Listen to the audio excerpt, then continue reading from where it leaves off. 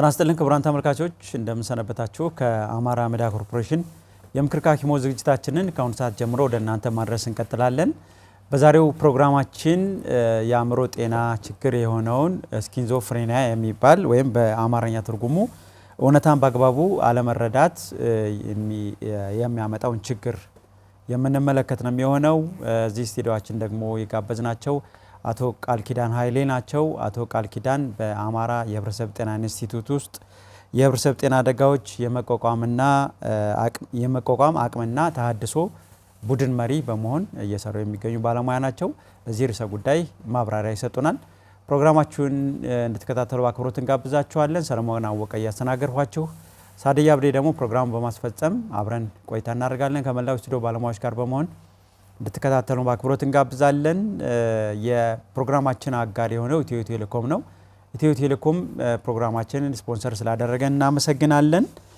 ኢትዮ ቴሌኮም ከ1 ብር እና ከ2 ብር ጀምሮ እስከ ዓመታዊ ያልተገደበ የሞባይል ጥቅሎችን በመግዛት እንደ ፍላጎቱ በመግዛት ተጠቃሚ መሆን ይችላሉ ይላል ኢትዮ ቴሌኮም። አጋራችን ስለሆነ እናመሰግናለን። መልእክቱን ሰምተን ተመልሰን እንገናኛለን።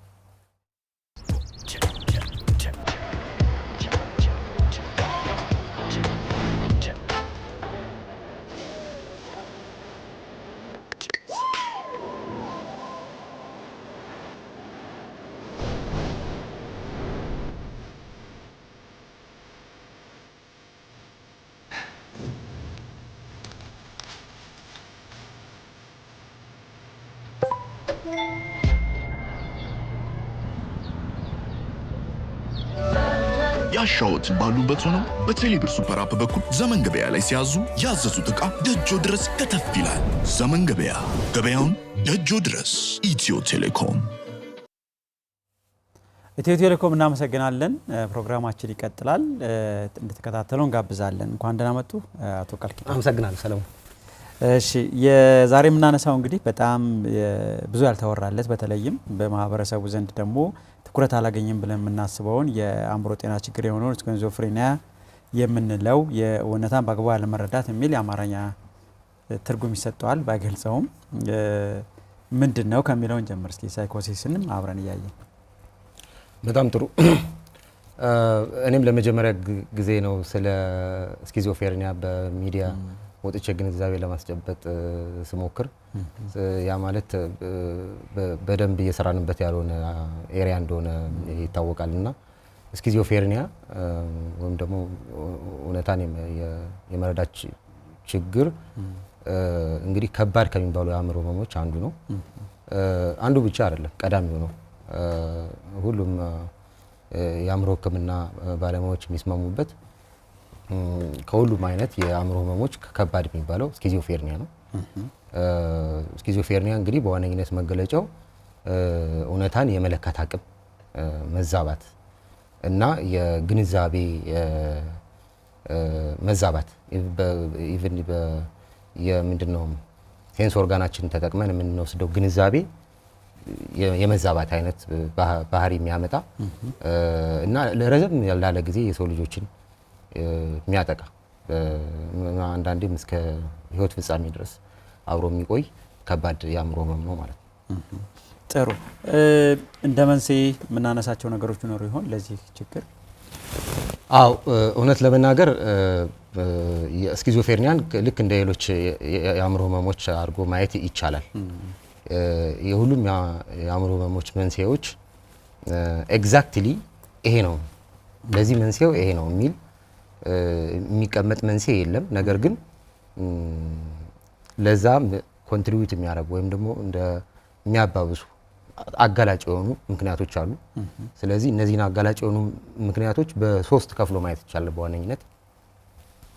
ለስኪዞፍሬኒያም በተመሳሳይ የመጀመሪያው ባዮሎጂካል ወይም ደግሞ ስነ ህይወታዊ ምክንያት የሚባል አለ።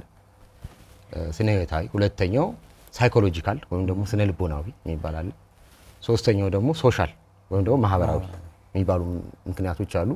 አሁን ግን የስፒሪቹዋል ወይም መንፈሳዊ የሆኑ ምክንያቶችም እንዳሉ በደንብ በጥናቶች እየተረጋገጡ ነው።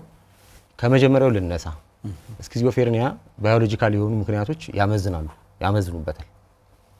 ምንድናቸው እነዚህ ባዮሎጂካል የሚባሉ ምክንያቶች ብለን ከጀመርን የመጀመሪያው ዘር ነው ወይም ደግሞ ጄኔቲክስ የምንለው ነው። ስለ ስኪዞፍሬኒያ በዘር ሊተላለፍ እንደሚችል በርካታ መረጃዎች አሉ። እስኪ ይህን ለማጠናከር አንዳንድ የጥናት ውጤቶችን ላንሳ። ለምሳሌ ከአንድ እናት ወይም ከአንድ አባት ስኪዞፍሬኒያ ተጠቂ ከሆነ ቤተሰብ የተወለደ ልጅ የ8% ስኪዞፍሬኒያ የሚያዝ እድሉ ይጨምራል። ሁለቱም ከሆኑስ እናትም አባትም ከሆኑስ ወደ 12% ያድጋል። በነገራችን ላይ የዘር ያለውን ከፍተኛ ሚና በደንብ ለማስረዳት የትዊንስ ስተዲ ተሰርቷል። የመንትዮች ማለት ነው። በተለይ አይደንቲካል ትዊንስ የምንላቸው ከተመሳሳይ እንቁላል የሚፈጠሩ ትዊን ወይም ደግሞ መንትዮች ማለት ነው። እና እዛ ጋር 50% ነው እድሉ የሚጨምረው። አንደኛው ከተያዘ ሌላኛው የመያዝ እድሉ 50% ነው። ያ ማለት በከፍተኛ ሁኔታ የዘር ግንኙነት እንዳለው በጄኔቲክስ ከፍተኛ የሆነ ሚና እንዳለው ማስረዳት ወይም ደግሞ ማወቅ ይቻላል ማለት ነው። ሁለተኛው ባዮሎጂካል የምንለው የቅመሞች መዛባት ነው። የአእምሮ ውስጥ ያሉ ቅመሞች አሉ ወይም ኒውሮ ትራንስሚተር የምንላቸው በእንግሊዝኛ አጠራር። እነሱ መዛባት በተለይ ከዚህ ጋር ተያይዘው የሚነሱ ሁለት ቅመሞችን ማንሳት ይቻላል። የመጀመሪያው ቅመም እና በጣም ከፍተኛ ሚና ይጫወታል የሚባለው ዶፓሚን ነው። ዶፓሚን በከፍተኛ ሁኔታ ሲጨምር አንድ ሁለት ዶፓሚንን የሚቀበሉ ሪሴፕተርስ ሲጨምሩ ሶስት ዶፓሚንን የሚቀበሉ ሪሴፕተሮች አሁንም ምንድነው ሴንሲቲቪቲያቸው በጣም ሲጨምር የዶፓሚን መጠን በእጅጉ ሊጨምሩት ይችላሉ። ስለዚህ ይሄ ዶፓሚን በሚጨምርበት ሰዓት ይሄ የስኪዞፍሬኒያ የሚባለው ህመም ሊከሰት ይችላል። ሁለተኛው ሴሮቶኒን ነው። ሴሮቶኒንም በተመሳሳይ በሚጨምርበት ጊዜ የስኪዞፍሬኒያን ምልክቶች ማምጣት ይችላል ማለት ነው። ሌሎችም አሉ፣ ግሉታሜት፣ ጋባ የመሳሰሉት ማለት ነው። ግን እነዚህ ሁለቱ በጣም በከፍተኛ ደረጃ ከስኪዞፍሬኒያ ጋር ግንኙነት አላቸው ተብሎ የተረጋገጠ ነው ማለት ነው። ሁለተኛው እስኪ ሳይኮሎጂካል የሚባሉት ወይም ደግሞ ስነ ልቦናዊ የሚባሉት ምንድን ናቸው የሚለውን ለማየት እንሞክር። ይሄ ብዙ ጊዜ ከልጅነት ጋር ይያዛል፣ ከአስተዳደግ ጋር ይያዛል። በመከራ በጭንቅ በከፍተኛ ችግሮች ውስጥ ያደጉ ህጻናት በኋላ ስኪዞፍሬኒያ ዴቨሎፕ ወይም ደግሞ ስኪዞፍሬኒያ የሚባለው ህመም የመያዝ እድላቸው ይጨምራል። በተለይ አሁን ከኛ ነባራዊ ሁኔታ ማየት ይቻላል። እነዚህ ነባራዊ ሁኔታዎች አሁን እኛ ክልል ያለው ነባራዊ ሁኔታዎች ልጆች ላይ የሚኖረው የስነ ልቦና ጫና በጣም ከፍተኛ ነው የሚሆነው ማለት ነው። ስለዚህ እነዚህ ስነ ልቦናዊ ምክንያቶች ልንላቸው እንችላለን። ሌላው ማህበራዊ ምክንያቶች አሉ። ማህበራዊ ምክንያቶች በነገራችን ላይ ከተማና ገጠር ከማደግ ለስኪዞፍሬኒያ የትኛው አጋላጭ ይመስላል? ከተማ ላይ ማደግ ይመስላል። በጣም ጥሩ። ከተማ ላይ ማደግ ለስኪዞፍሬኒያ ተጋላጭነታችን በከፍተኛ ሁኔታ ይጨምራል። የከተማው መጠን እየጨመረ በሄደ ቁጥር እድሉ በዛው ልክ እየጨመረ ይሄዳል። በነገራችን ላይ ይሄ ከማህበራዊ ሁኔታዎች ጋር የተያያዘ ነው። ከኑሮ ጋር ተያይዞ እና ከማህበራዊ ግንኙነት ከመደጋገፍ ጋር ተያይዞ እየላላ ስለሚመጣ ይህም እንደ ምክንያት ሆኖ ሊጠቀስ ይችላል ማለት ነው። እና እንደ አጠቃላይ ሲጠቃለል አንድ ምክንያት ስኪዞፍሬኒያ የሚባለውን አያመጣም። የተለያዩ ምክንያቶች ነው ተደጋግፈው ወደ ህመሙ ሊያመሩ የሚችሉት ማለት ነው። በጣም ጥሩ። እንግዲህ ይህን ያህል ካየናቸው በምልክት ደረጃ የስኪዞፍሬኒያን በማምጣት የተያዘ ሰው የሚያሳያቸው ምልክቶች ይኖራሉ። እነዛ ምልክቶች እንደ ማንቂያም ስለሚሆኑ ምን ነገሮች ላይ ይችላል ቀድሞ እንደዚህ አይነት ሰው? በጣም ጥሩ ምልክቶቹ ለስኪዞፍሬኒያ የሚቀመጡ ምልክቶች አንዱን ወይም ሁለቱን በመያዝ ይሄ ስኪዞፍሬኒያ ነው ብሎ ለመናገር ወይም ለማረጋገጥ አስቸጋሪ ነው። ስኪዞፍሬኒያን ህመሙን አለ ወይም የለም ብሎ የመወሰን መብቱ ያለው የአእምሮ ሕክምና ባለሙያ ወይም ደግሞ የጤና ባለሙያዎች ናቸው። ምናልባት አሁን እኔ ከምናገራቸው ምልክቶች አንዱን ብቻ ወስዶ ይሄ ስኪዞፍሬኒያ ያለው ታሟል እንዳይባል እሱን ቀድሜ ማስጠንቀቅ እፈልጋለሁ። ምልክቶቹ በዋነኝነት ዋና የሚባሉ ምልክቶችን በአራት ከፍለን ማየት እንችላለን። ዋና የሚባሉ ምልክቶች የመጀመሪያው የግንዛቤ መዛባት ወይም ደግሞ ምናልባት ሃሉሲኔሽን ይባላል በእንግሊዝኛው። ያ ማለት ምን ማለት ነው? በስሜት ህዋሶቻችን የሚመጣውን መልእክት ተርጉሙ አእምሯችን ይሄ እንደዚህ ነው ይሄ እንደዚህ ነው ብሎ የሚያስረዳበት መንገድ መዛባት ማለት ነው። በዋነኝነት ስኪዞፍሬኒያ ላይ የሚታዩ በሁለት የስሜት ህዋሶቻችን ላይ ችግሮች በብዛት ይታያሉ። አንደኛው የመስማት ነው። ሁለተኛው የማየት። የመስማት ስንል ምን እያልን ነው? አካባቢው ላይ የሌለ ድምፅ በታማሚው ብቻ ሊሰማ ይችላል። ስለዚህ ይሄ ተሰማኝ ሊል ይችላል፣ ግን ድምፁ እየተሰማ አይደለም፣ ለሌሎቹ ሰዎች እየተሰማ አይደለም። እና የሚሰማቸው ነገሮች የተለያዩ ነገሮች ሊሆኑ ይችላሉ። የተለያዩ ሰዎች እየተነጋገሩ ሊሰማ ይችላል። በተለይም ስለሱ እየተነጋገሩ ስለሱ መጥፎ ሰውነት፣ ስለሱ ክፉነት፣ ስለሱ ባዶነት እየተነጋገሩ ሊሰማ ይችላል። ወይንም ደግሞ ትዕዛዝ የሚሰጡ ንግግሮች እንደዚህ አድርግ፣ እንደዚህ አታድርግ ወይም ደግሞ አንተ እንደዚህ ነህ የሚሉ ንግግሮች ሊሰማ ይችላል። አንዳንዴ ጉዳት በራሱ ላይም ጉዳት እንዲያደርስ ሊገፉት ይችላሉ እነዛ ንግግሮች ማለት ነው። እነዚህ ኦዲተሪ ሃሉሲኔሽን ይባላል ወይም ደግሞ በመስማት ስሜት ህዋሳችን ላይ የሚፈጠር ችግር ነው ማለት ነው። ሁለተኛው ማየት ነው። እይታችን ለሌሎች የማይታዩ ነገሮችን እነዚህ ታማሚዎች ሊመለከቱ ይችላሉ። በነገራችን ላይ የሞተ ሰው ጭምር ሳይቀር አየሁት ሊሉ ይችላሉ። እከሌን አየሁት ብለው ሊናገሩ ይችላሉ። በሁለቱም በተቀላቀለ መንገድ በድምፅና በእይታ በተቀላቀለ መንገድ እያዩ ንግግር ሊያደርጉ ይችላሉ። ይሄ እንግዲህ የግንዛቤያችን ላይ ያለ መዛባት ነው ማለት ነው።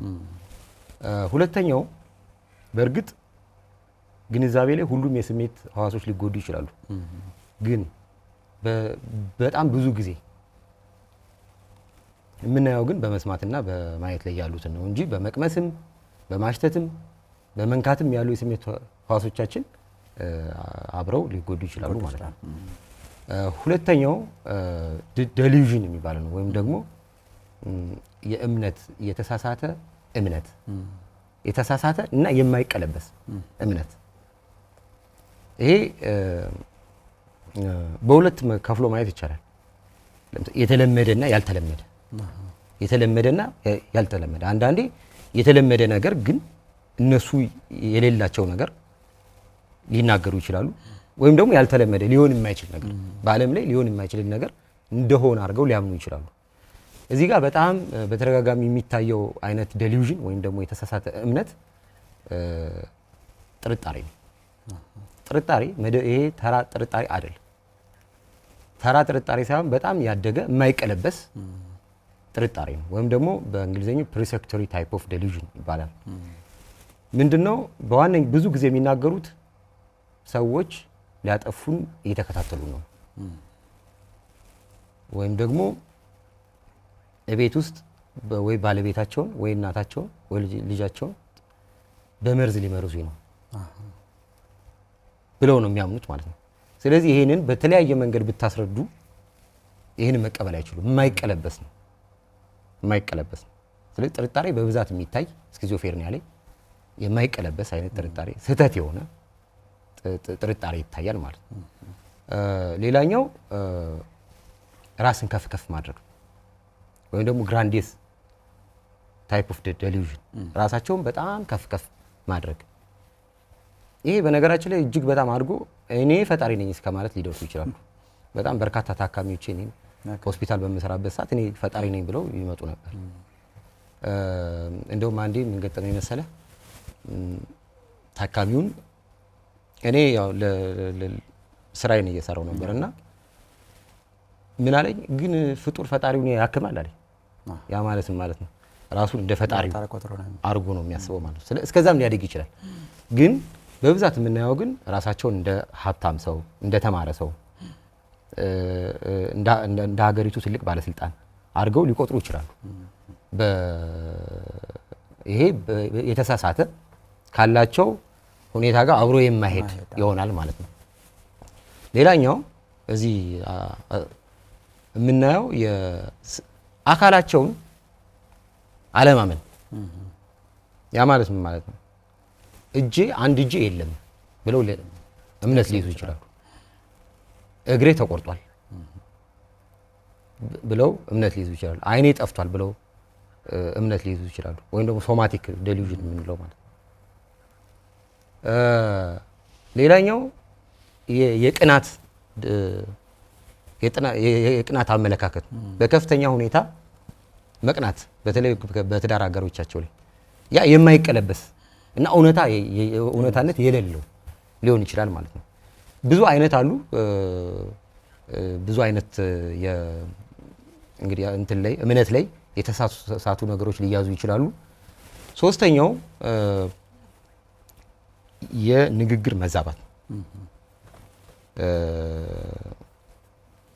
የኛ አካባቢ ያው የአማራ ክልል አካባቢ ያው ሰው ያውቀዋል። ንግግሩ ሰው ሲዛባ ምን ይላል? አረ እየቃዠ ነው፣ አረ ቀላቀለ ታሟል መሰል ይላሉ። እውነት ነው፣ የመቀላቀል ነገሮች አሉ። ወይም ደግሞ ዲስኦርጋናይዝድ ስፒች የሚባለው ይሄ ከአስተሳሰብ መዛባት የሚመጣ ነው። አስተሳሰብ ላይ በሚኖር መዛባት ምክንያት የሚናገሩት ነገር የተቀላቀለ ያልተጨበጠ ሊሆን ይችላል። ግን በብዛት የምናየው ግን እየቆየ ሲመጣ የሚናገሩትን ነገር ማጣት ነው። ወይም ፖቨርቲ ኦፍ ስፒች የምንለው ምን እንደሚናገሩ አያውቁም።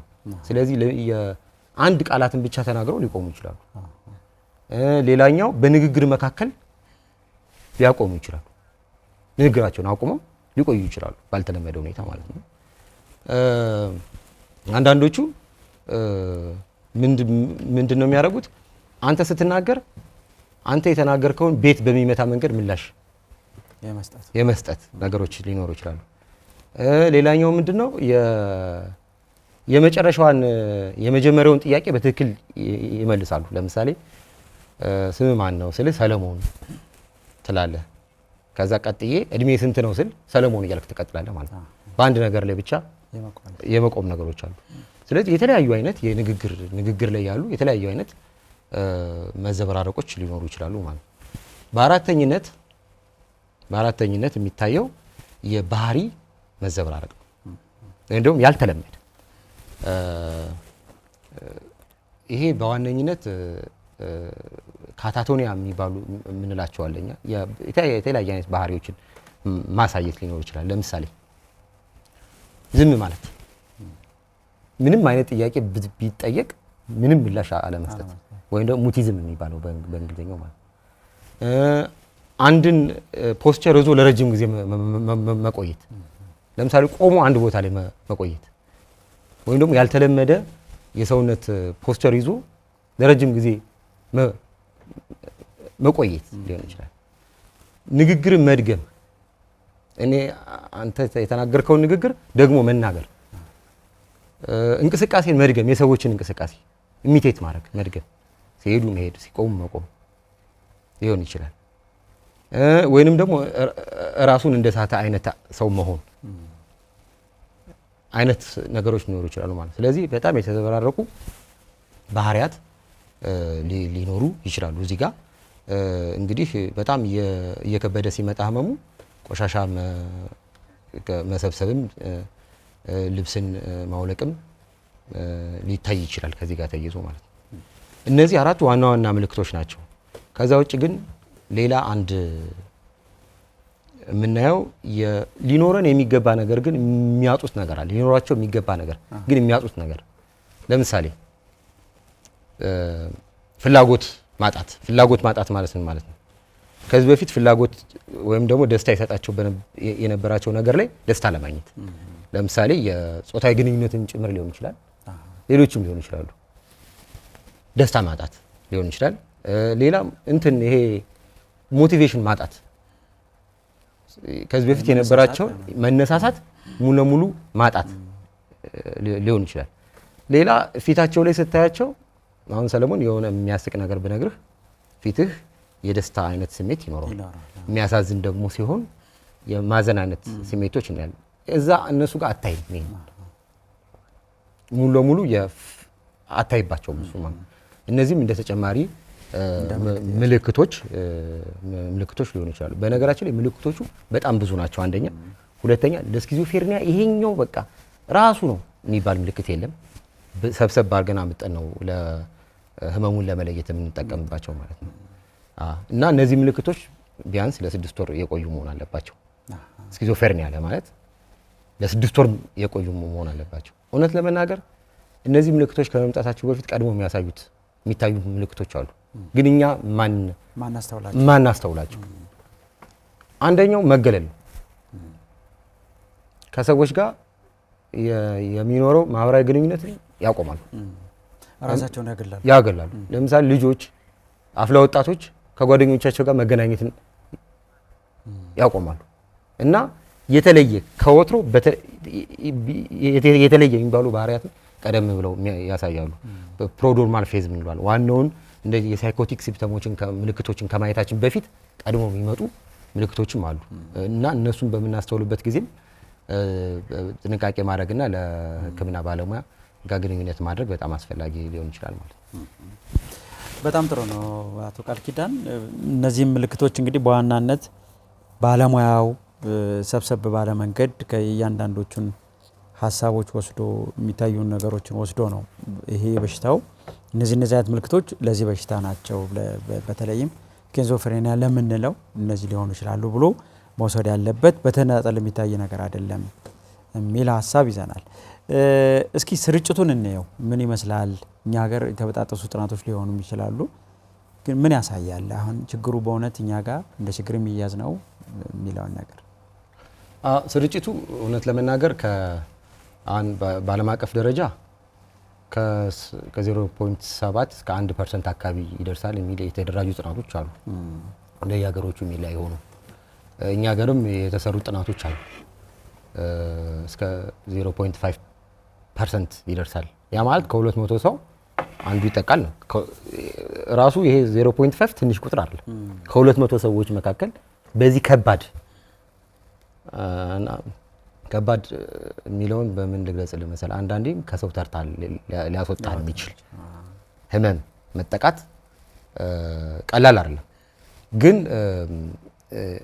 በእኔ ምልከታ ግን ይህ ቁጥር ራሱ አስተማማኝ አይመስለኝም። ምክንያቱም ተደጋጋሚ ጥናቶች መስራት አለባቸው የቁጥሮችን በትክክል ለማውጣት ማለት ነው። ስለዚህ እኛ ሀገር አእምሮ ጤና ላይ የተሰሩ ያሉ ጥናቶች ብዙ አይደሉም፣ ገና የሚቀራቸው ናቸው። ስለዚህ ተጨማሪ መረጃዎችን እንደገና ማሰባሰብና ጥናቶችን መስራትና መወሰን ያስፈልጋል የሚለውን ነው ማለት የምፈልገው። ስለዚህ የኛ ሀገርም ቢሆን ከባድ የጤና ችግር ነው ተብሎ ሊወሰድ የሚገባ ነው ማለት ነው ካለው ቁጥር አንጻር። በጣም ፕሮግራማችን ይቀጥላል። ክቡራን ተመልካቾች፣ ዛሬ እየተወያየን የምንገኘው ከባድ የአእምሮ ህመም ስለሆነው ስኪዞፍሬኒያ ስለሚባለው የአእምሮ ህመም ነው። እዚህ ስቱዲዮአችን ተገኝተው ደግሞ ማብራሪያ እየሰጡ የሚገኙት አቶ ቃል ኪዳን ኃይሌ ናቸው። የዚሁ ባለሙያ ናቸው። ጥያቄዎች ሲኖራችሁ በፌስቡክ ገጻችን ዛሬ የስልክ መስመራችን ስለማይሰራ በፌስቡክ ገጻችን በቀጥታ በአማራ ሚዲያ ኮርፖሬሽን የፌስቡክ ገጽ እየተላለፈ ነው የሚገኘው በቀጥታ ስርጭት። ኮሜንት ላይ በሀሳብ መስጫ ሳጥኑ ላይ ጥያቄዎችን ልታረሱና ምላሽ ሊሰጥበት ይችላል ማለት ነው። ኢትዮ ቴሌኮም ነው አጋራችን። የሱ መልእክት እንሰማለን። ከ1 ብርና ከ2 ብር ጀምሮ እስከ ዓመታዊ ያልተገደበ የሞባይል ጥቅሎችን እንደ ፍላጎቶ በመግዛት ተጠቃሚ ይሁኑ ይላል ኢትዮ ቴሌኮም። አጋራችን ስለሆነ እናመሰግናለን። መልእክቱን እንሰማለን።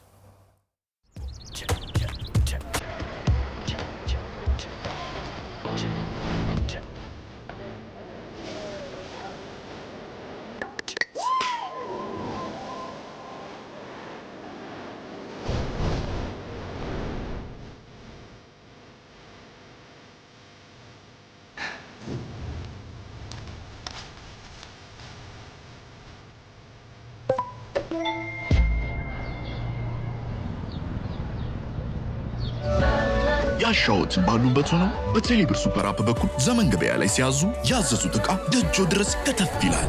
ዘመን ገበያ፣ ገበያውን ደጆ ድረስ። ኢትዮ ቴሌኮም። ኢትዮ ቴሌኮም እናመሰግናለን። በድጋሚ ፕሮግራማችን ይቀጥላል። እንድትከታተሉን በአክብሮት እንጋብዛለን። ከባድ የአእምሮ ህመም የሆነውን ስኪዞፍሬኒያን ነው እየተከታተልን የምንገኘው ያብራራን የምንገኘው ዛሬ በምክር ከሐኪሙ ዝግጅታችን እንድትከታተሉ ጥያቄም እንድታደርሱ እንጋብዛለን። ጥሩ እስኪ አሁን ያለው የሀገሪቱን ሁኔታና በተለይም የክልላችን ሁኔታ ለዚህ በሽታ ምን ያህል አስተዋጽኦ ይኖረዋል የሚለውን ትንሽ እናየውሳት ፈቃድ። በጣም ጥሩ። አሁን ያለንበት ሁኔታ ሁሉም ሰው የሚገነዘበው ነው። የክልላችን ህዝብ የሀገራችን ህዝብ በውጥረቶች ውስጥ ነው ያለው። እንደኛ ክልልም ከመጣን የግጭቶች አሉ፣ መፈናቀሎች አሉ፣ የወረርሽኝ አለ፣ አንዳንዴም ድርቅ ያጋጠመን ነው። ስለዚህ በአጠቃላይ ኮምፕሌክስ የሚባል ወይ ውስብስብ የሚባል ችግር ውስጥ ነው ያለን። የኑሮ ውድነትም አለ። በጣም የረሳሁት ነገር ደግሞ እሱ የኑሮ ውድነቱ ሁሉንም ሰው ኦልሞስት ሁሉንም በሚባል የማህበረሰብ ክፍል የጎዳ ነው። ከዚህ ጋር ተያይዞ እንግዲህ ሰው ምን ውጥረት ውስጥ ነው ማለት ወይ ደግሞ ስትረስ ውስጥ ነው። ስለዚህ ቅድም ለማንሳት እንደሞከርኩት በተለይ ከስኪዞፍሬኒያ ጋር በሁለት ነገር ሊያዝ ይችላል። የመጀመሪያው አንዴ ስኪዞፍሬኒያ ያለባችሁ ተብለው የሕክምና ላይ ያሉ ሰዎችን እና የዳኑ ሰዎችን እንደገና እንዲያገረሽ ያረጋል። ውጥረት አንደኛው ነገር ነው። ሁለተኛው ነገር በስነ ህይወት ወይም ደግሞ ባዮሎጂካሊ ለስኪዞፍሬኒያ ተጋላጭ የሆኑ ሰዎች ካሉ ይሄንን ስኪዞፍሬኒያ የሚባለው ህመም እውን እንዲሆን የራሱን ድርሻ ያበረክታል ማለት ነው። ምክንያቱም ቅድም ለመናገር እንደሞከርኩት ሲንግል ኮዝ ወይም አንድ ምክንያት ወደ ህመሙ አያመራም። የመደማመር ነገር አላቸው እና ይሄንን በማድረግ ያግዛል ማለት ነው። ግን ከስኪዞፍሬኒያዎች ሌላ ሳይኮቲክ ዲስኦርደር አለ፣ ብሪፍ ሳይኮቲክ ዲስኦርደር የሚባል የስኪዞፍሬኒያ ዘር ሆኖ ግን ለአጭር ጊዜ የሚቆይ አይነት ሳይኮሲስ። እሱን ግን ኦልሬዲ እንደ ምክንያት ሊሆን ይችላል ለዛ ለብሪፍ ሳይኮቲክ ዲስኦርደር ወይም ደግሞ ለአጭር ጊዜ የሚቆይ የአእምሮ ህመም ማለት ነው እና እሱን ለሱ ምክንያት በመሆንም ሊያገለግል ይችላል ማለት ነው። ስለዚህ አሁን ያለንበት ሁኔታ ለሳይኮሲስም ሆነ ለሌሎች የአእምሮ ህመሞች እንደ ምክንያትም እንደ አባባሽ ነገርም ሊሆን ይችላል ወይም ደግሞ ችግሮች ይዘው እንዲቀጥሉ ህመሙ በዚያው እንዲቀጥል ለውጥ እንዳይኖረው በማድረግ በኩል ትልቅ ሚና አለው። ጥሩ። አንድ ሰው እንደ ሳይኮሲስ አጋጠመው ስኪዞፍሬኒያ ማጋጠመው ልንለው የምንችልበት መቼ ነው በጠቅላላ ተብሎ ሲታይ? አሁን ለማህበረሰቡ የሚጠቅሙ ነገሮችን ነው ማንሳት የምንፈልግ። እንደው መቼ ነው መጠርጠርና ወደ ጤና ተቋም ይዘው መሄድ አለባቸው የሚለውን ማንሳት በጣም አስፈላጊ ነው። በዋነኝነት የሚመለከቱት የተለየ ከዚህ በፊት የሚያውቁት የባህሪ ለውጦች አሉ። እንቅልፍ አለመተኛት ወይም ደግሞ ብዙ መተኛት፣ መለየት ከሌሎች ሰዎች መገንጠል፣ ብቸኝነትን መምረጥ፣ ቀደም ብሎ የሚመጡ የማህበራዊ ግንኙነትን መቀነስ እና ይሄ ቀጥሎ ወዴት ይመጣል? ወደ ስራ ይመጣል። ስራን በአግባቡ መፈጸም አለመቻል ወይም ደግሞ እንደውም ስራ ማስጠላት አለመሄድ ሊሆን ይችላል። ቤተሰብን ጋር የነበረንን ግንኙነትና እንክብካቤ መቀነስ መተው። ለምሳሌ ልጆቹን ሊሆን ይችላል፣ ወንድሞቹን፣ እህቶቹን፣ ቤተሰቦቹን ሊሆን ይችላል። እነሱን መተው ሊቀጥል ይችላል ማለት ነው። ከዛ በኋላ ደግሞ ቅድም ያልኩህ ምልክቶች ይመጣሉ። እነሱ ጋር እንደዚህ አርጋችሁብኛል፣ እኔ ጋር ጥቃት ልታደርሱ ልትመርዙኝ ነው፣ እኔን አትወዱኝም የመሳሰሉትን ጥያቄዎች ማንሳት። ኢቭን ምግብ የማይበሉ አሉ። ምክንያቱም ምግቡ ተመርዟል ብለው ነው የሚያስቡ። ስለዚህ የሚቀርብላቸው ምግብ መድፋት ሊኖር ይችላል ማለት ነው። እሱ ይቀጥላል። ከዛ ብቻን ማውራት፣ ብቻን ሲወራ ደግሞ ልክ እንደ ሌላ ሰው እንደሚያወራቸው አይነት ሌላ ሰው ሁለተኛ ሰው እንዳለ አድርገው ብቻቸውን ማውራት፣ ብቻቸውን መሳቅ፣ አንዳንዴ መሳቅ ብቻቸውን፣ ምክንያቱም የሚታያቸው ነገር ስላለ እንደዛ መሳቅ አይነት ምልክቶች የሚያመጡ ከሆነ እና ከወትሮ በተለየ መንገድ ባህሪያቸው ላይ ለውጦች የምናይ ከሆነ ለስኪዞፍሬኒያ ተጠቂ ሊሆኑ ስለሚችሉ ወደሚመለከተው የጤና ተቋም የትኛውም የጤና ተቋም በነገራችን የትኛውም የጤና ተቋም አሁን እዚህ ሆስፒታል፣ ጤና ጣቢያ ሁሉም አገልግሎቱን መስጠት ይችላሉ። አገልግሎት የማይሰጥበት ግን ለይተው ወደሚቀጥለው ሪፈር ማድረግ ስለሚችሉ ወደ ጤና ተቋም በመሄድ ሐኪም ለማናገር መሞከር በጣም ጥሩ ነው ማለት ነው። ጥሩ።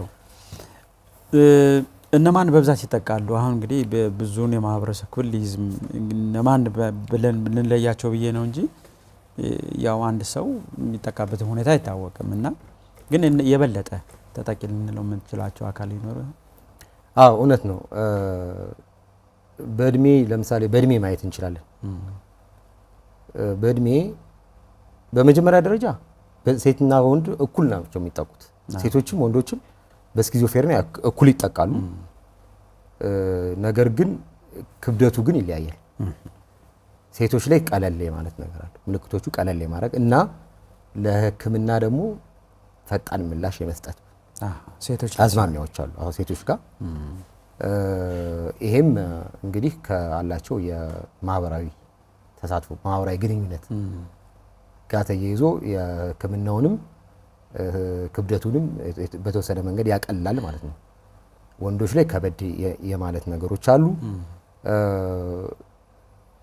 ወንዶች በብዛት ኔጌቲቭ ሲምፕተም የምንላቸው አሉ። ቅድም ያነሳሁት ሊኖረን የሚገባ ግን የሌለን ምልክቶች አሉ። እነዛ ይበዛባቸዋል።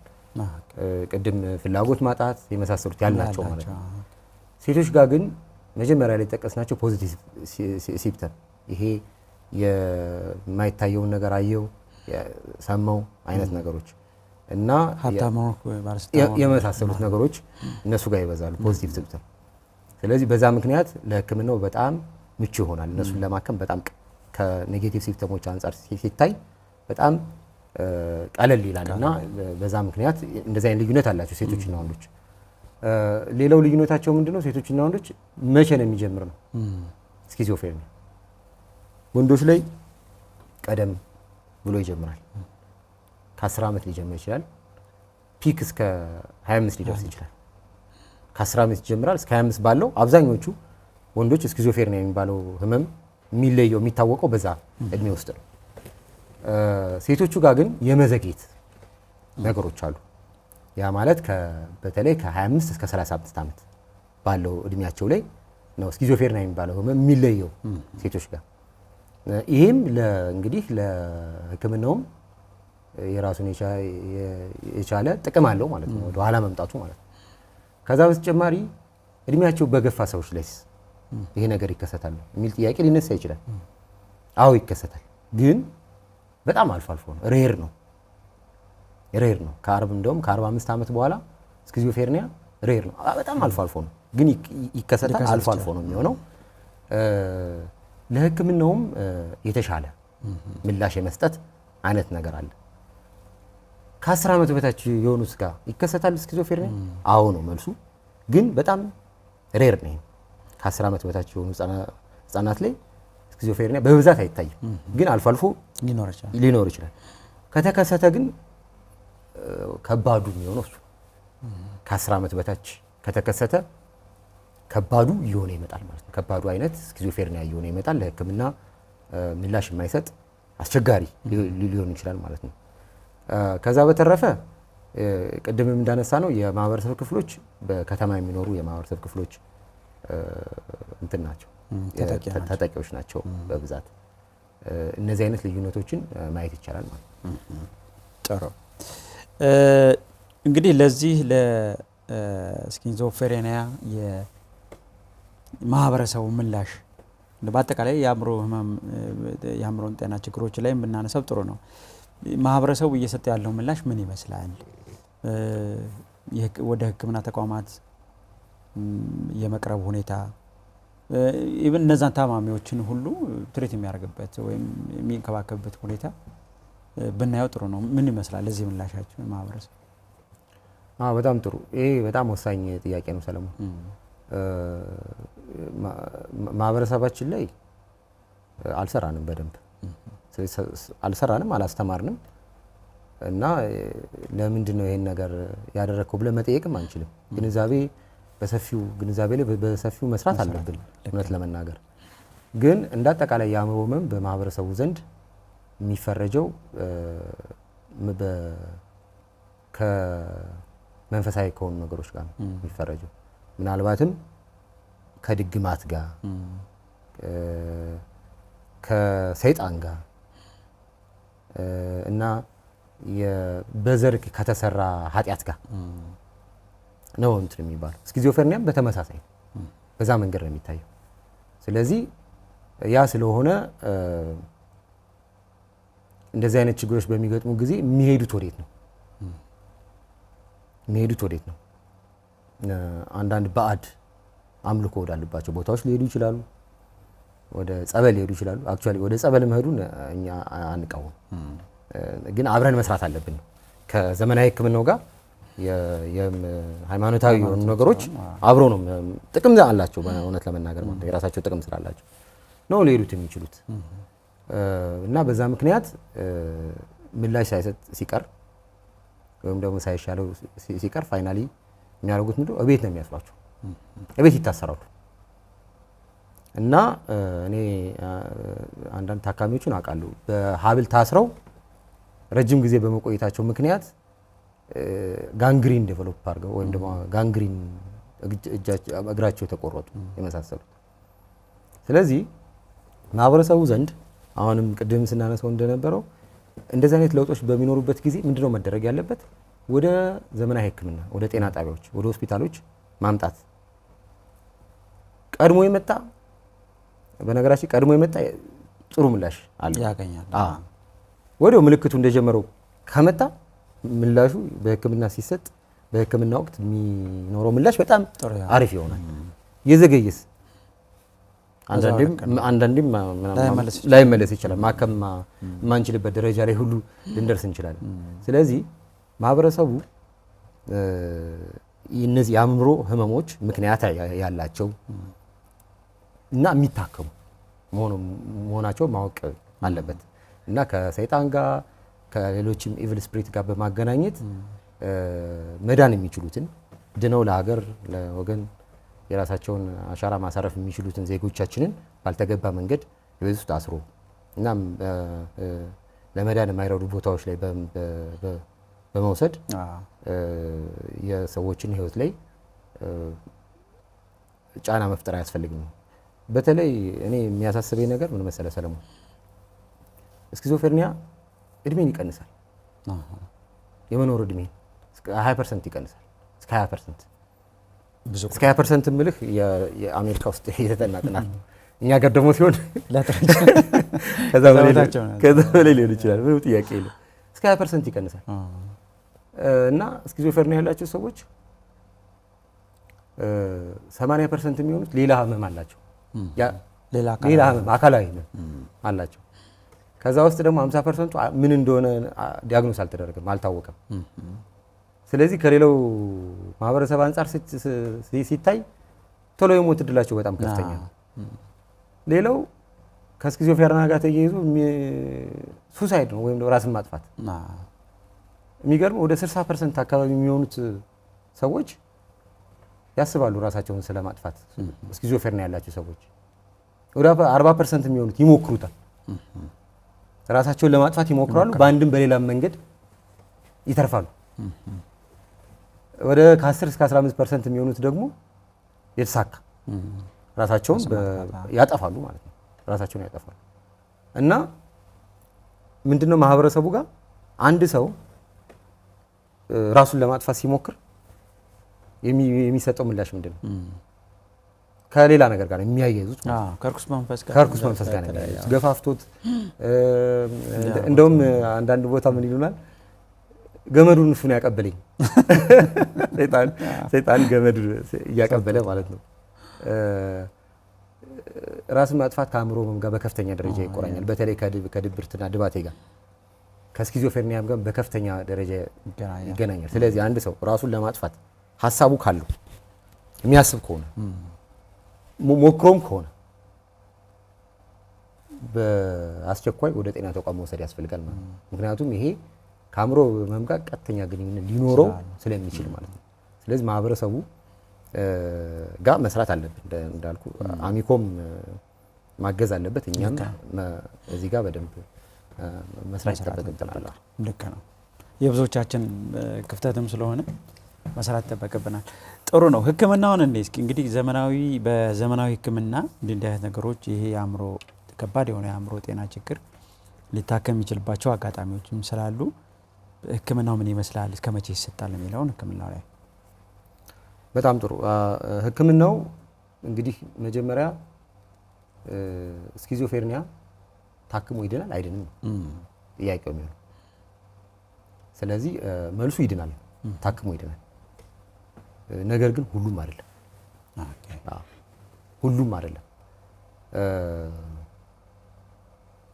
ከ25 እስከ 30% አካባቢ የሚሆኑትን ስኪዞፍሬኒያ ታካሚዎችን ሙሉ ለሙሉ ማዳን ይችላል ኪዩር ሙሉ ለሙሉ ጭራሽ ምን ምልክቱ ሳይኖር ይኖራሉ ሙሉ ለሙሉ ሌሎች ቀሪዎቹ 30-40% የሚሆኑት ደግሞ በህክምና ኑሯቸውን መግፋት ይችላሉ ህክምናውን እየወሰዱ ለማንኛውም ሰው ሰላማዊ ነው በቃ ኑሯቸውን መግፋት ይችላሉ ቀሪዎቹ ከ30 እስከ 25% የሚሆኑት ግን ምላሽ ላይሰጥ ይችላል በምንፈልገው መንገድ አሁን የምናሻሽላቸው ነገሮች ይኖራሉ ግን በምንፈልገው መንገድ ምላሽ ላይሰጥ ይችላል ይሄም ከተለያዩ ነገሮች ጋር የተያያዙ ናቸው ቅድም እንደነገርኩ አንደኛ ቀድሞ ምልክቱን ለይቶ ከመምጣት ጋር የተያያዘ ሊሆን ይችላል ሁለተኛ ባዮሎጂካል ቅድም የነገርኩ ባዮሎጂካል ነገሮች የበዙ ከሆኑ ምላሽ የማግኘት ዕድሉ በጣም እየቀነሰ ይመጣል ከልጅነት የሚጀምር ከሆነ የመሳሰሉት እና እነሱ በቂ ምላሽ ላይኖር ይችላል እነሱ ጋር ማለት ነው ህክምናዎቹ የተለያዩ አማራጮች ነው ያሉት የህክምና አማራጮቹ የመድኃኒት ህክምና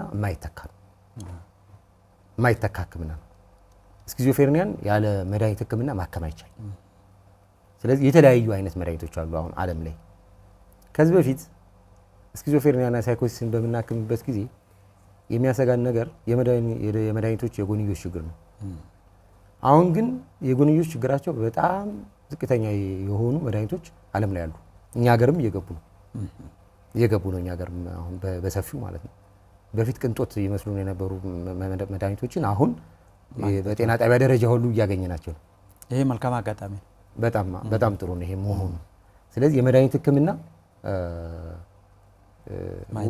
ማይተካ ህክምና እስከ መቼ ይወሰዳል ይሄ የመድኃኒት ህክምና የመድኃኒት ህክምናው እንደ እንግዲህ ቅድም ያነሳሁት አሁንም እዚህ ይሰራል ቀድሞ ይመጣ ያው ቀድሞ ትይላል እንደየህመሙ ደረጃ ነው የመጀመሪያው ከሆነ ፈርስት ኤፒሶድ ምን ይሏል ለመጀመሪያ ጊዜ ሳይኮሲስ እዞ የመጣ ሰው ሳይኮሲሱ ከጠፋ ከ1 እስከ 2 ዓመት መድኃኒቱን ከወሰደ በኋላ መድኃኒቱ ሊቋረጥ ይችላል እንደገና ከተነሳስ ደጋግሞ የተነሳስ ከሆነ እንደዛ ከሆነ ግን መድኃኒቱን እስከ እድሜ ልክ መውሰድ ግድ ሊል ይችላል ማለት ነው ስለዚህ መድኃኒቶችን በሚወስዱ ጊዜ በእርግጥ የጤና ባለሙያዎች የሚያደርጓቸው ጥንቃቄዎች አሉ።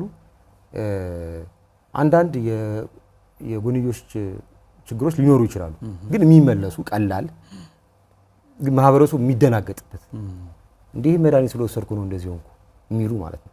በእርግጥ የጤና ባለሙያዎች መድኃኒቱን ሲሰጡ ይሄ ማስተማር ይጠበቅባቸዋል።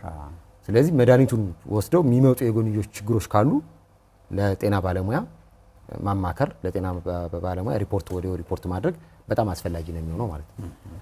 ስለዚህ የመድኃኒት ሕክምና የማይተካ ሕክምና ነው። ሁለተኛው ሕክምና ኢሲቲ የሚባል ኤሌክትሮ ኮንቨልሲቭ ቴራፒ የሚባል ይሄ ሕክምና ዘመናዊ ሕክምና ነው እውነት ለመናገር ግን የምንጠቀመው ኤሌክትሪክ ዌቭ ነው ተጠቅሞ ነው ሕክምናዎች የሚሰጡ እና በመድኃኒት ሕክምና ምላሽ የምናጣ ከሆነ አንዳንዴ እና የመድኃኒት ሕክምና ክልክል የሚሆንበት ጊዜ ሊሆን ይችላል ወይም ደግሞ ኮንትራ ኢንዲኬሽን የሚባል ያኔ የሕክምናዎችን ይህን ሕክምና ልንጠቀም እንችላለን። በእርግጥ ይህ ሕክምና በሀገራችን በሰፊው የለም፣ እኛ ክልልም የለም። አማኑኤል ሆስፒታል ብቻ ነው ሕክምና ያለ። ነገር ግን የክልላችን ሕዝብ እዛም ሄዶ አገልግሎቱን ማግኘት አስፈላጊ ከሆነ ወደዛም መላክ ይቻላል ማለት ነው። ሌላው አፕሮች የሕክምና የሳይኮቴራፒ ወይም የንግግር ሕክምና እንግዲህ የተለያዩ አይነት የንግግር ሕክምናዎች አሉ። ግን የንግግር ሕክምና እዚህ ጋር ማንሳት የምፈልገው ብቻውን ስኪዞፍሬኒያ ማከም ይችላል። ጎን ለጎን የሚሰጥ ነው። ጎን ለጎን የሚሰጥ ነው። ከምን ጋር? በተለይ ከመድኃኒት ሕክምና ጋር የሚሰጥ ነው። ስለዚህ እነዚህ የንግግር ሕክምናዎች የተለያዩ አይነት ናቸው። አሁን ብዙ እየተመከሩ ያሉ የንግግር ሕክምናዎች አሉ። ሲቢቲ የሚባል ኮግኒቲቭ ቢሄቪራል ቴራፒ የምንለው እሱን እንጠቀማለን። ግን በብዛት በሆስፒታሎችና በጤና ጣቢያዎች ስትሄድ የምታየው ፋሚሊ ቴራፒ ቅድም እንዳልኩ እንደዚህ አይነት ባህሪ ወጣ ያለ ባህሪ ያላቸው ሰዎች እነዛ ቤተሰቦች ራሳቸው ጋር ቤተሰቡ ጋር የሚፈጥር ጫና አለ። ስለዚህ ይህን ጫና ለማገዝ እና ለማከም የሚደርስ መታከት የምንለው አለ። በርናውት ያደርጋሉ፣ ይታክታቸዋል እና እሱን ለማሻሻል የፋሚሊ ቴራፒዎችን ልንሰጥ እንችላለን ማለት ነው ልንሰጥ እንችላለን። ከዛ በተጨማሪ ግን ሕክምናው ላይ መካተት ያለባቸው ሌሎች በርካታ ነገሮች አሉ። ትልቁ ችግር ስኪዞፍሬኒያ ጋር የሚገጥመህ ትልቁ ችግር መገለል ነው። ለምንድን ነው የሚገለሉት? ስኪዞፍሬኒያ ያላቸው ሰዎች አደገኛ ናቸው ተብሎ ይታሰባል። ቁጡ የማድረግ የመደባደብ ሁኔታ ነው ይሆን? የመቆጣት ነገሮች አሉ። ለምሳሌ ሰው መግደልን ብናነሳ ሆሞሳይድ ነው ሰው መግደል ብናነሳ ስኪዞፍሬኒያ ያላቸው ሰዎች ከሌላው ማህበረሰብ ክፍል አንጻር ሲታይ ሰው አይገሉ ቁጡ የመሆን ነገሮች አሉ። አንዳንዴ ቅድም እንዳልኩ ከሚያናግሯቸው ይሄን አርጉ ይሄን ፈጽሙ ከሚሏቸው ድምጾች ጋር ተያይዞም አንዳንድ ችግሮች ሊፈጥሩ ይችላሉ። ሁሉም ግን አይደሉም፣ የተወሰኑት ናቸው የሚያደርጉት። ሰው መግደልን ብናይ ግን ከሌላው ማህበረሰብ ክፍል የነሱ ያነሰ ነው። እንደውም በተቃራኒው እነሱ ጋር ነው ከፍተኛ የሆነ ጥቃት የሚደርስባቸው። እስኪ በመንገድ ስትሄድ አሁን 5% የሚሆኑ ስኪዞፍሬኒያ ያላቸው ሰዎች ቤት የሌላቸው ጎዳና ጋር የሚኖሩት ምናልባት ልብሳቸውን አውልቀው ምናምን ሊሆን ይችላል የተመሳሰለ። በመንገድ ስትሄድ ብዙ አይነት ጉዳት ይደርስባቸዋል። ተወርሮ በድንጋይ ይደበደባሉ፣ የመሳሰሉ ጥቃቶች ይደርስባቸዋል። እንደውም በተቃራኒው ማለት ነው። እና ሕክምናው ላይ ይህንን በደንብ ማህበረሰቡን ማስተማር ያስፈልጋል። እንክብካቤ ነው የሚፈልጉት እንጂ መገደል አይደለም። ባገለልናቸው ቁጥር የበለጠ ችግሩን እያወሳሰብ ነውና ከፍ እያደረግነው ነው የምንሄድ። ይሄን አንድ ሕክምናው ላይ መያዝ ያለበት ነገር ነው። ሌላኛው የምንሰጠው ሕክምና ላይ እንግዲህ የመድኃኒት የምናምን ሕክምና ብቻ ውጤት አያመጣም። ማህበራዊ ችግሮቻቸው ላይ መስራት ያስፈልጋል። አሁን እንደኛ ሀገር ሳወራ ቅንጦት ሊመስል ይችላል። ግን ሌሎች ሀገሮች ላይ በተግባር የሚሰራው ምንድነው? የቤት አቅርቦት፣ የስራ ከሌላቸው ስራ ምክንያቱም ራሱ ስራ መስራታቸውም ምልክቶችን ለመቀነስ በራሱ ስለሚጠቅም ማለት ነው። ስለዚህ እነዚህ ሰዎች ችግሩን በራሳቸው ያመጡት አይደለም፣ ህመም ነው፣ እንደማንኛውም ህመም ነው። ስለዚህ ከገጠማቸው ደግሞ እንደ ዜጋ አስፈላጊውን ድጋፍ ማድረግ የሃውሲንግ ምንለው እና ኦኩፔሽናል የሆኑ ቴራፒዎችን እነሱንም መስጠት ያስፈልጋል ነው። ከዛ በተጨማሪ በጣም የሚመከረው ነገር የህክምናው ላይ እንደዚህ አይነት ተጠቂዎችን ወደ አንድ ማሰባሰብ እና በጋራ ለመብታቸው እንዲታገሉ ማድረግ፣ ለመብታቸው እንዲሰሩ ማድረግ በአሶሲዬሽን በማህበር ሊሆን ይችላል። በማህበር መልክ ለመብቶቻቸው እንዲታገሉ ማድረግ ያስፈልጋል ማለት ነው። ምክንያቱም ስኪዞፍሬኒያ አንዳንዴ ዲዛቢሊቲም ሊያመጣ ይችላል። የኮግኒቲቭ ዲዛቢሊቲ ወይም ደግሞ የመስራት አቅምን በከፍተኛ ሁኔታ ስለሚጎዳ ማለት ነው። እና እሱን ለመቋቋም በሚያስችላቸው መልኩ እንደዚህ ቢሰባሰቡ በጣም ጥሩ ነው ማለት ነው። ጥሩ ፕሮግራማችን ይቀጥላል። ተመልካቾች መልእክት አለን የኢትዮ ቴሌኮም፣ እሱን ሰምተን እንመለሳለን።